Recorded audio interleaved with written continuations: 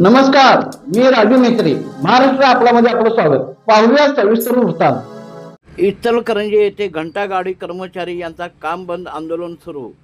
घंटागाडी कर्मचारी यांचा कंत्राटदार याने कर्मचाऱ्यांचे वेळेवर पगार देत नसल्याने व विविध मागण्यांच्यासाठी काम बंद आंदोलन सुरू केले. या मागण्यांच्यासाठी इचलकरंजी महानगरपालिकेचे महापौर व उपमहापौर यांनी यामध्ये लक्ष घालून घंटागाडी कर्मचारी यांच्यावर होत असलेला अन्याय दूर करावा, अशी ही मागणी घंटागाडी कर्मचारी यांनी केली आहे.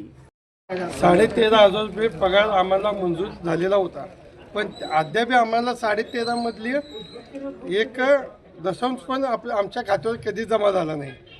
13.5 मधलं 3,500 रुपये तिन्ही खात्यात आणि बाकीचं 9,600 रुपये आमच्या खात्यावर जमा होतात. म्हणजे 3,500 रुपयाचा हिशोब अद्याप आम्हाला 16 महिने झाले दिलेला नाही. त्यानंतर 16 ऑक्टोबर 2024 पासून ही कंपनी आपल्या इथं आलेली आहे. आजपर्यंत 16 महिने झालेले आहेत या कंपनीला इथे, पण अद्याप कंपनीच्या कामगारांना आयडेंटिटी नाही, बाकीची कुठलीही फॅसिलिटी नाही. 16 महिन्याचं पगार स्लिप, एकही महिन्याचं पगार स्लिप मिळालं नाही.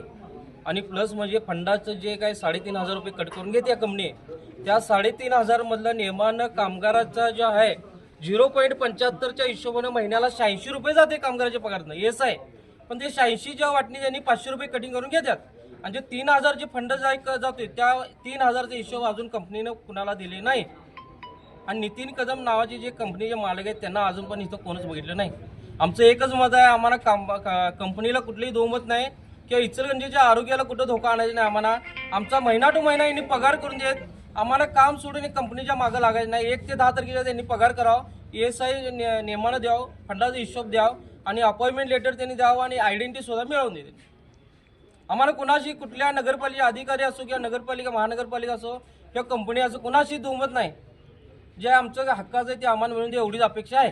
आता काम बंद आंदोलन केलं आहे, म्हणजे त्याचा विषय काय? आता काम बंद आंदोलन केलं आहे ह्याच्या मागचं कारण असं आहे की कंपनीनं आज तागात 16 महिन्यात कधीच 1 ते 5 किंवा 1 ते 10 तारखेहून पगार दिली नाही. प्रत्येक महिन्यात 18 तारीख 20 तारीख हे त्यांचं ठरलेलंच आहे. आणि ऐन दिवाळीत त्यांनी 22 तारखेला पगार दिलेत. का नाही काम चालू करणार नाही. आमच्या मागण्या आम्हाला मिळून देत किंवा एवन नितीन कदम स्वतः जरी आले कंपनीचे आमच्या संग एकदा बोलून देत, चर्चा करून देत कामगारांसंग सगळ्यांच्या. आणि माझी इच्छा एक आहे की महानगरपालिकेचे आयुक्त असो, महापौर असो, उपमहापौर असो, त्यांनी ह्या गोष्टीकडे गांभीर्याने लक्ष द्यावं, हीच इच्छा आहे.